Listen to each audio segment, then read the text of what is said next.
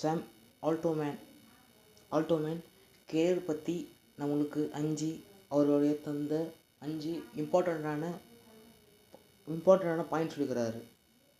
சரி, என்னென்னு பார்க்கலாம். ஃபர்ஸ்ட் ஷார்ட்டாக சொல்லிடுறேன். இவர் எல்லாருக்கும் தெரிஞ்சிருக்கும்.